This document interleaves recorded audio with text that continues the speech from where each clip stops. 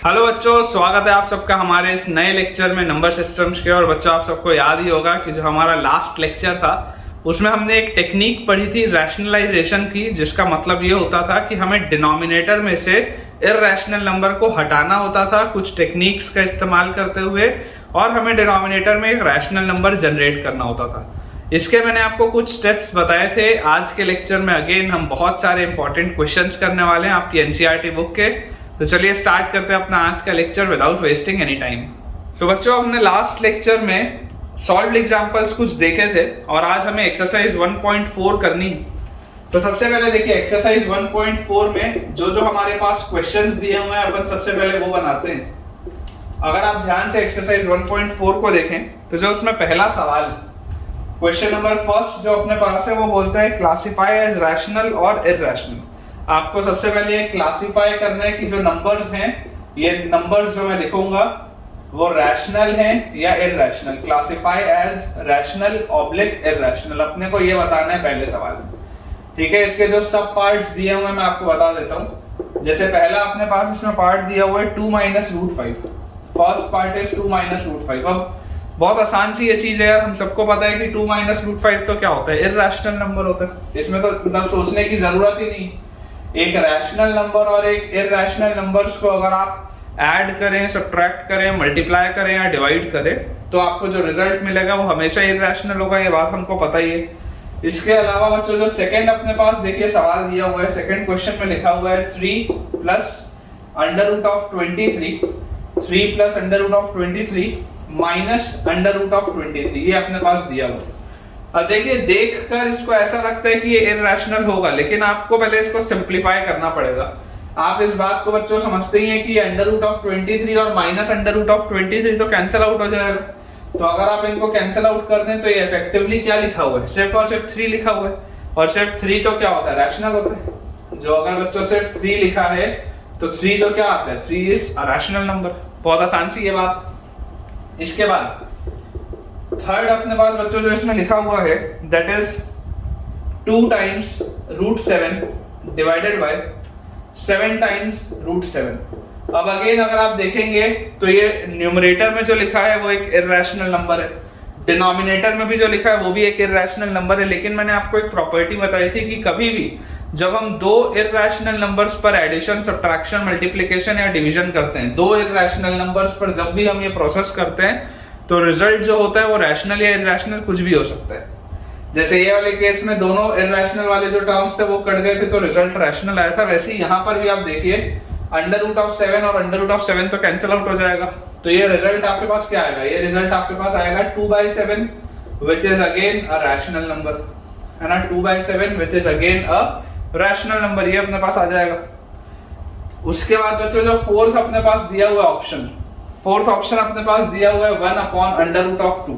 अब इसमें तो कोई सोचने की बात ही नहीं है। एक नंबर रैशनल है, एक नंबर इररैशनल है और उनमें डिवीजन हुआ है, तो ऑफ कोर्स ये जो रिजल्ट होगा this will be irrational. Of course the result will be irrational. And last हमारे पास जो फिफ्थ पार्ट इसमें दिया हुआ है दैट इज 2π। लास्ट हमारे पास जो फिफ्थ पार्ट दिया हुआ है दैट इज 2π। तो हम सबको बच्चों ये बात पता ही है कि पाई जो होता है, पाई एक इररैशनल नंबर होता है, तो 2π भी क्या होगा, एक इररैशनल नंबर होगा। ठीक है ना, क्योंकि पाई एक इररैशनल नंबर होता है तो 2π भी क्या आ जाएगा, एक इररैशनल नंबर आ जाएगा। ये चीज हमको पता है। तो ये था बच्चों क्वेश्चन नंबर 1, और मुझे उम्मीद है कि आपको क्वेश्चन नंबर 1 बढ़िया से समझ में आया होगा। क्वेश्चन नंबर 2 अगेन सिंप्लीफिकेशन का है, तो जल्दी से इसे क्लियर करते हैं और क्वेश्चन नंबर 2 सॉल्व करते हैं। क्वेश्चन नंबर 2 में बच्चों अपने को सिंप्लीफिकेशन करना है ना, अपने को सिंप्लीफाई करना है। मैंने आपको ये बताया ही है, इसका टेक्निक क्या होता है, तरीका क्या होता है। सिंप्लीफाई में अपने पास जो फर्स्ट क्वेश्चन है, फर्स्ट अपने पास जो क्वेश्चन है वो लिखा हुआ है 3 + √3 मल्टीप्लाइड विथ 2 + √2। ये अपने पास सवाल है 3 + √3 मल्टीप्लाइड विथ 2 + √2। अब अगर आप बच्चों इसको ध्यान से देखेंगे तो तरीका क्या होगा, सबसे पहले ये 3 जो है इस 2 से मल्टीप्लाई होगा तो 6 आएगा। फिर ये 3 इस √2 से मल्टीप्लाई होगा तो मेरे पास 3√2 आएगा। ये बात अपने को आता ही है समझ में। और उसके बाद बच्चों यहाँ पर ये जो √3 है ये इस 2 से मल्टीप्लाई होगा तो 2√3 आएगा, और ये √3 इस √2 से मल्टीप्लाई होगा तो √3 × √2 विल बी √6। तो अपने पास जो रिजल्ट आ जाएगा वो क्या आ जाएगा, 6 plus 3 root 2 plus 2 root 3 plus root 6। एक बार चेक कर लेते हैं। बिल्कुल अपने पास बच्चों ये रिजल्ट सही लिखा है, 6 plus 3 root 2 plus 2 root 3 plus root 6, है ना। बहुत सारे बच्चों देखो तरीके होते हैं सॉल्व करने के, आपको जो भी तरीका समझ में आ रहा हो आप उससे इसको सॉल्व कर सकते हैं। सेकंड अपने पास बच्चों जो इसमें सिंप्लीफिकेशन में सवाल दिया हुआ है, सेकंड वाला क्वेश्चन है 3 plus root 3 multiplied with 3 minus root 3। Second अपने पास क्वेश्चन दिया है 3 plus root 3 multiplied with 3 minus root 3। अब अगेन आप ध्यान से ऑब्जर्व करिए, आपको क्लास 8th में जो आपने आइडेंटिटीज पढ़ी है वो याद होनी चाहिए। ये x plus y into x minus y की प्रोफाइल है। x plus y into x minus y याद करो बच्चों क्या होता था, x plus y multiplied with x minus y का रिजल्ट आता था अपने पास x square minus y square. ठीक है, ये रिजल्ट आता था। तो यहाँ से आप देखिए 3 plus root 3 multiplied with 3 minus root 3 जैसे आप करेंगे तो ये रिजल्ट आपके पास आएगा 3 स्क्वायर माइनस रूट 3 का स्क्वायर। तो 3 स्क्वायर होता है 9, रूट 3 का स्क्वायर होता है 3, तो रिजल्ट अपने पास आ जाएगा 6। ठीक है क्या, रिजल्ट अपने पास आ जाएगा 6। बहुत आसान से ये क्वेश्चन है। थर्ड, अच्छा इसमें अगर आपको बच्चों और प्रैक्टिस क्वेश्चंस चाहिए हो तो इसमें एक्स्ट्रा आपको प्रैक्टिस क्वेश्चंस मिल जाएंगे। मैंने आपके लिए बेटा डिस्क्रिप्शन बॉक्स पे टेलीग्राम चैनल का लिंक दिया हुआ है, साथ साथ में जितने भी हमारे और हैंडल्स हैं, जो भी और मेरे यूट्यूब चैनल्स हैं, पर्टिकुलरली 3 यूट्यूब चैनल्स और हैं, तो आप उसको भी एक बार रेफर कर सकते हैं और टेलीग्राम चैनल आप ज्वाइन कर सकते हैं। उसमें अगर आपको जरूरत होगी तो आप मुझे कमेंट्स में, इस वीडियो के कमेंट्स में जरूर ये बताइएगा कि आपको इसके लिए और प्रैक्टिस क्वेश्चंस चाहिए, तो मैं टेलीग्राम चैनल पे वो पोस्ट कर दूंगा। अब अगर हम थर्ड वाले बच्चों क्वेश्चन को देखें तो हमारे पास लिखा हुआ है रूट 5 प्लस रूट 2 का स्क्वायर। रूट 5 प्लस रूट 2 का स्क्वायर, ये अपने पास लिखा है। अब देखिए बच्चों, रिजल्ट आपको एक पता होना चाहिए कि x प्लस वाई का होल स्क्वायर क्या होता है। x प्लस वाई का होल स्क्वायर होता है x square plus y square plus 2xy। ये इसका रिजल्ट होता है x square plus y square plus 2xy। तो अगर मैं रूट 5 प्लस रूट 2 का स्क्वायर बोलूं तो रिजल्ट आना चाहिए रूट 5 का स्क्वायर प्लस रूट 2 का square plus 2 into root 5 into root 2। Root 5 का स्क्वायर प्लस रूट 2 का square plus 2 into root 5 into root 2। तो रूट 5 का स्क्वायर इज 5, रूट 2 का स्क्वायर इज 2 और 2 into root 5 into root 2 is 2 root 10। ठीक है, तो अपने पास जो रिजल्ट आएगा that will be 7 plus 2 root 10। ये अपने पास बच्चों रिजल्ट आ जाएगा 7 प्लस 2 रूट 10। ये अपना आंसर आ गया। ये वाले का आंसर अपना 6 आया था, मैं बॉक्स बना देता हूँ। ये वाले का आंसर अपना ये आया था, पूरा एक्सप्रेशन जो था। ठीक है, आई होप बच्चों आपको क्लैरिटी आ रही होंगी। आसान सी चीजें हैं ये। एंड अपने पास जो लास्ट इसमें पार्ट दिया हुआ है क्वेश्चन नंबर 2 में, आखिरी पार्ट, वो अपने पास लिखा हुआ है root 5 minus root 2 multiplied with root 5 plus root 2। अब यार ये वाला तो यही लिखा हुआ है, यही वाली आइडेंटिटी लिखी हुई है। x plus y into x minus y क्या होता है, x square minus y square होता है। तो root 5 minus root 2 multiplied with root 5 plus root 2 will be root 5 का स्क्वायर माइनस रूट 2 का स्क्वायर। तो रूट 5 का स्क्वायर होता है 5, रूट 2 का स्क्वायर होता है 2, तो इसका आंसर अपने पास आ जाएगा 3। ठीक है, तो अगेन काफी आसान सा ये क्वेश्चन था एंड आई होप आपको ये क्लैरिटी आई होगी। अब बच्चों जो थर्ड वाला हमारे पास क्वेश्चन दिया हुआ है, थर्ड क्वेश्चन में आप एक स्टार लगा लीजिएगा, क्योंकि इसकी अंडरस्टैंडिंग बच्चों को आने में थोड़ा सा प्रॉब्लम आता है। ठीक है ना, थोड़ा सा डिफिकल्ट होती है इसकी अंडरस्टैंडिंग।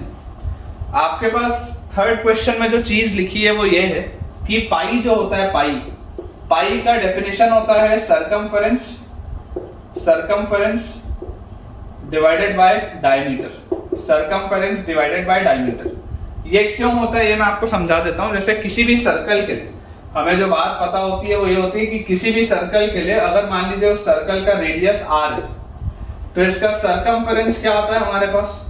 अगर रेडियस r है तो सरकमफेरेंस हमारे पास आता है 2 पाई r के बराबर। सरकमफेरेंस हमारे पास आता है 2 पाई r के बराबर। तो क्लियरली आप देख सकते हैं पाई की वैल्यू क्या होगी। पाई की वैल्यू होगी सरकमफेरेंस डिवाइडेड बाय 2r। ये जो डायमीटर है, डायमीटर मतलब क्या है, डायमीटर मतलब होता है 2r। ठीक है ना, और ये सरकमफेरेंस क्या होता है 2 पाई r। तो देखिए 2 पाई r में से 2r आप कैंसिल करेंगे तो पाई आ जाएगा आपके पास। तो पाई का जो डेफिनेशन होता है वो होता है सरकमफेरेंस अपॉन डायमीटर, जिसको कि आप लिख सकते हैं c by d। अब सवाल आपको ये बोलता है कि यार ये तो रैशनल की तरह दिख रहा है, लुक्स लाइक रैशनल। जब आपने इसको c by d लिखा है तो c by d में तो this looks like rational. Rational का फॉर्म दिख रहा है, जैसे p बाई क्यू का फॉर्म होता है, रैशनल का फॉर्म दिख रहा है, लेकिन पाई तो इरैशनल है, बट पाई इज इरैशनल। तो आपको यही फैक्ट को एक्सप्लेन करना बोला गया कि आप इसको कैसे जस्टिफाई करेंगे कि जो चीज रैशनल दिख रही है लेकिन एक्चुअल में इरैशनल है, इसको आप कैसे जस्टिफाई करेंगे।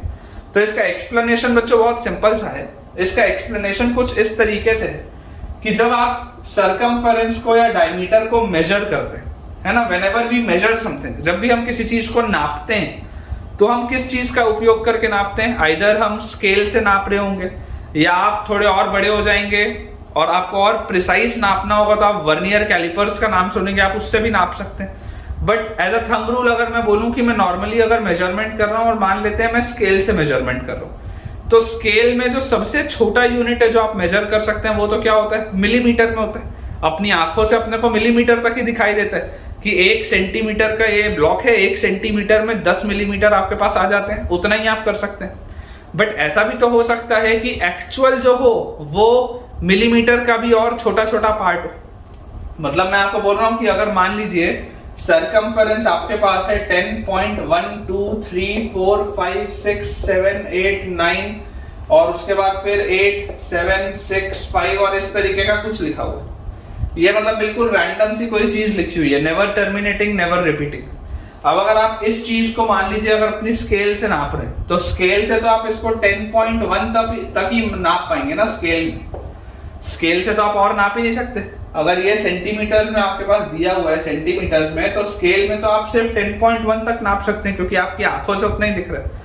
तो एक्चुअल जो इसका एक्सप्लेनेशन है वो एक्सप्लेनेशन क्या है कि ये जो सरकमफेरेंस और डायमीटर का मेजरमेंट है, ये मेजरमेंट हमको दिखाई दे रहा है रैशनल जैसा, लेकिन एक्चुअल में तो इरैशनल भी हो सकता है।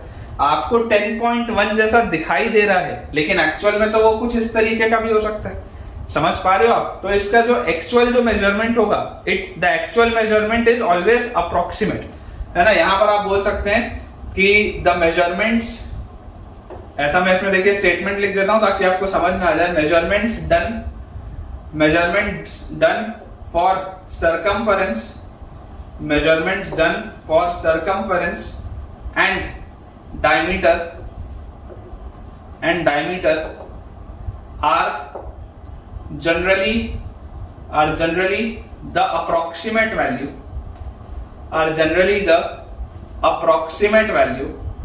क्योंकि आप एक्चुअल आपको ये है लेकिन आप उसको अप्रोक्सीमेटली आपको स्केल में वो कैसा दिखता है, 10.1 जैसा दिखता है। Generally the approximate value and the actual value या आप इसको ऐसा लिख दो, are generally the approximate value which is rational, क्योंकि approximate जब भी आप डेसिमल के बाद लिखेंगे तो आप उसको टर्मिनेटिंग रख रहे हैं, तो our approximate value which is rational but the actual value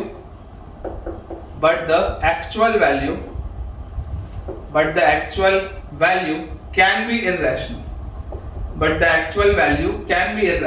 अब अगर बच्चों इसका एक्चुअल वैल्यू इरैशनल हो सकता है तो आप जरा सोच के देखिए कि आपको ये बात तो पता ही है कि अगर मैं पाई को डिफाइन कर रहा हूं some irrational number divided by some another irrational number, क्योंकि ये 2r भी जो होगा, रेडियस भी जब आप मेजर करेंगे या डायमीटर भी जब आप मेजर करेंगे तो वो भी तो अप्रोक्सीमेट ही वैल्यू होगी ना, तो वो तो आपको रैशनली दिखेगी, लेकिन जरूरी नहीं है कि वो रैशनल हो, इट कैन बी इरैशनल। तो जब हम दो इरैशनल नंबर्स को डिवाइड करते हैं तो जो रिजल्टेंट होता है वो रिजल्टेंट रैशनल भी हो सकता है, इरैशनल भी हो सकता है। इसीलिए बोला जा रहा है कि ये जो पाई है ये एक इरैशनल नंबर है। ये बच्चों इसका एक्सप्लेनेशन है। आई होप आपको ये बेसिक सी चीज समझ में आई हो। अगर मान लीजिए थोड़ा भी आपको डाउट रहता है तो आप एक बार इतने से पार्ट को रिवाइंड करके देख सकते हैं या कमेंट सेक्शन में मुझसे पूछ सकते हैं। इसके बाद बच्चों जो क्वेश्चन नंबर 4 अपने पास दिया हुआ है, क्वेश्चन नंबर 4 में अपने को अंडर रूट ऑफ 9.3 को रिप्रेजेंट करना है नंबर लाइन में। अब मैंने आपको तरीका बताया ये कि किस तरीके से हम इरैशनल नंबर्स को नंबर लाइन में प्लॉट करते हैं, और इस तरीके का कोई जनरल सा इरैशनल नंबर आए तो उसको कैसे प्लॉट किया जाता है। देखिए तरीका क्या है। सबसे पहले आप स्केल से अगर 9.3 आपको मेजर करना है, अंडर रूट ऑफ 9.3, तो सबसे पहले आप स्केल से 9.3 यूनिट्स को मेजर कर लीजिए। ठीक है, सबसे पहले आप स्केल से 9.3 यूनिट्स को मेजर कर लीजिए। कर लिया ये अपन ने। उसके बाद यहां से आप 1 यूनिट का मेजरमेंट और करिए, यहां से आप बच्चों 1 यूनिट का मेजरमेंट और करिए, ये भी हमने कर लिया। अब ये ए से सी जो पूरा का पूरा हमने निकाला है, इसका मिड पॉइंट निकालिए। लेट अस से इसका मिड पॉइंट है ओ, ये जो ए से सी है इसका अपन मिड पॉइंट निकालेंगे और मान लेते हैं कि इसका मिड पॉइंट जो है वो है ओ। अब अगर इसका ओ बच्चों मिड पॉइंट होगा तो आप ओ पर अपने राउंडर का टिप रखेंगे और इतना रेडियस मेजर करके एक सेमी सर्कल बनाएंगे। तो अगर हम एक सेमी सर्कल ड्रॉ करें, अगर हम इस तरीके से एक सेमी सर्कल को ड्रॉ करें, तो ये जो सेमी सर्कल आप बनाएंगे, तो ऑब्वियसली अगर आपने OA का मेजरमेंट लिया है तो वो जो सेमी सर्कल होगा वो C से भी पास होगा, इसमें तो कोई डाउट है ही नहीं, है ना। इसमें तो बच्चों कोई भी डाउट नहीं होना चाहिए कि ये तो आपके पास आएगा। अब देखिए जैसे ही हमारे पास ये वाली चीज आ जाती है, तो यहां से हमें क्या समझने की जरूरत है, यहां से बच्चों हमें समझने की जरूरत है कि अब आप एक अपना प्रोटेक्टर यूज करते हुए B से एक 90 डिग्री का एंगल बनाइए। प्रोटेक्टर आप यूज करते हुए B से आप एक 90 डिग्री का एंगल बनाइए और ये 90 डिग्री वाली लाइन जिस भी पॉइंट पे इसको टच करेगी, ये 90 डिग्री वाली लाइन जिस भी पॉइंट पे इसको टच करेगी, अगर अपन उसको पॉइंट D बोल दें तो ये जो BD होगा ये अंडर रूट ऑफ 9.3 होना चाहिए। इसका जो एक्सप्लेनेशन है, इसका जो डेरिवेशन है वो प्रीवियस लेक्चर्स में मैंने आपको ऑलरेडी प्रोवाइड किया है। ये जो आपके पास आएगा this will be under root of 9.3। और अब अगर आपको इसे नंबर लाइन में प्लॉट करना हो तो इसको नंबर लाइन में देखिए प्लॉट करने का तरीका बहुत सिंपल सा है कि हम यहाँ पर देखिए क्या कर सकते हैं, ये B से जो D है हम इतना मेजर करेंगे, राउंडर का टिप B पे रखेंगे और जो पेंसिल होगी वो D तक रखेंगे और यहाँ से हम एक इस तरीके से आर्क कट करेंगे। और ये आर्क जहां पर भी इसको कट करेगा, लेट अस से दिस इज पॉइंट E, तो ये जो B से लेकर E तक की दूरी होगी this will be under root of 9.3। ये इसका एक्सप्लेनेशन होता है, ये क्यों ऐसा वर्क करता है, किस लिए हमारा रिजल्ट आता है, ये सारी चीजें आपको डेरिवेशन में मिल जाएंगी जो पिछले लेक्चर में मैंने आपको ऑलरेडी कवर करवाया है। सो बच्चों अब इसके बाद लास्ट जो क्वेश्चन है एक्सरसाइज 1.4 का हमारे पास क्वेश्चन नंबर 5। इसमें हमको रैशनलाइजेशन करना है, ठीक है ना, इसमें हमको रैशनलाइजेशन करना है। ये टेक्निक्स मैंने आपको ऑलरेडी लास्ट लेक्चर में बताई हैं। तो हमारे पास जो सबसे पहला पार्ट है, आसान सा पार्ट है, आपको रैशनलाइज करना है 1 बाय अंडर रूट ऑफ 7 को। अब देखिए अगर आपको डिनोमिनेटर में सिर्फ एक इरैशनल नंबर दिखाई दे रहा है तो तरीका क्या होगा कि आप उसको उसी इरैशनल नंबर से मल्टीप्लाई और डिवाइड करें। और जैसे ही आप ये प्रोसेस करेंगे तो देखिए न्यूमरेटर में आपके पास आ गया अंडर रूट ऑफ 7 और डिनोमिनेटर में आपके पास आ गया अंडर रूट ऑफ 7 का स्क्वायर, तो रिजल्ट आपके पास आ जाएगा under root of 7 divided by 7। ये रिजल्ट हमारे पास आएगा। क्लियरली आप देख सकते हैं जो पहले डिनोमिनेटर में एक इरैशनल नंबर था, अब डिनोमिनेटर में एक रैशनल नंबर है। तो ये टेक्निक होता है रैशनलाइजेशन का जो मैंने आपको ऑलरेडी लास्ट लेक्चर में बताया है। आसान से ये है। सेकंड हमारे पास लिखा हुआ है 1 upon under root of 7 minus under root of 6।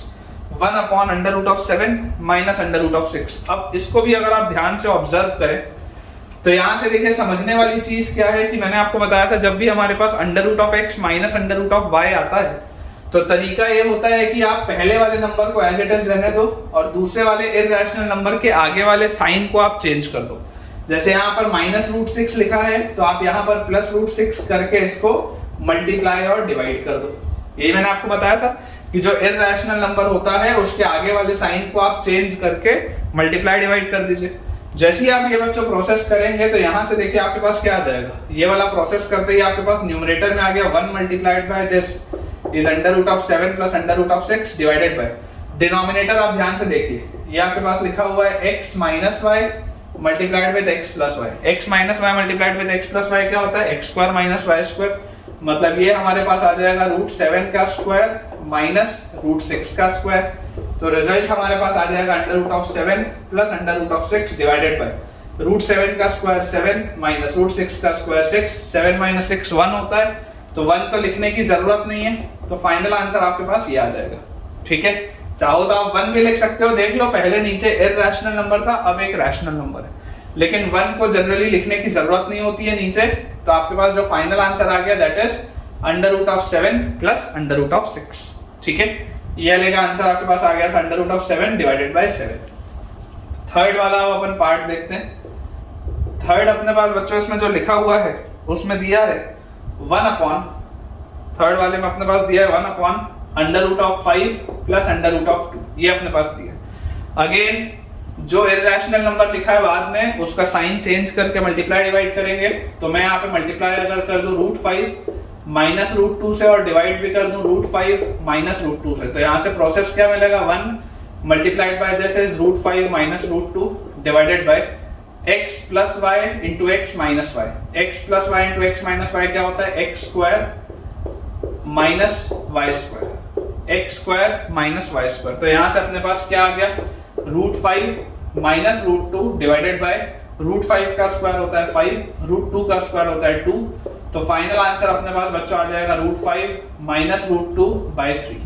Final answer will be √5 minus √2 by 3।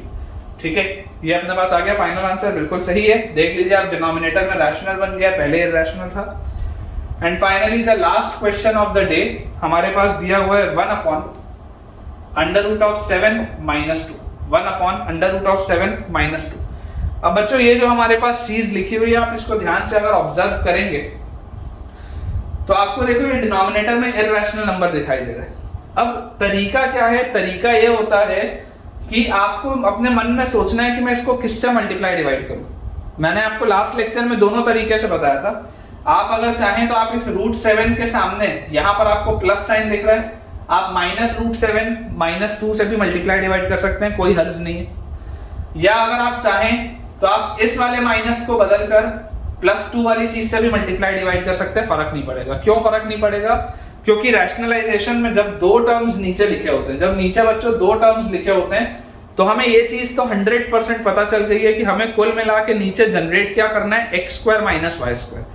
x plus y लिखा होगा तो x माइनस वाई मल्टीप्लाई करूंगा, x माइनस वाई लिखा होगा तो x प्लस वाई मल्टीप्लाई करूंगा। कुल मिला के मुझे x square minus y square generate करना है। और ये जनरेट करने का तरीका क्या है, आप इसको देखिए मल्टीप्लाई कर दीजिए √7 प्लस 2 से, डिवाइड भी कर दीजिए √7 प्लस 2 से, कर सकते हैं। आप अगर चाहते हैं तो यहाँ पर -√7 माइनस 2 और -√7 प्लस 2 से भी मल्टीप्लाई डिवाइड कर सकते थे, कोई हर्ज नहीं। लेकिन अगर मैं मान लो ये करता हूं तो 1 multiplied with this is √7 plus 2 and denominator में देखिए x minus y x plus y, क्या रिजल्ट आएगा, x square minus y square.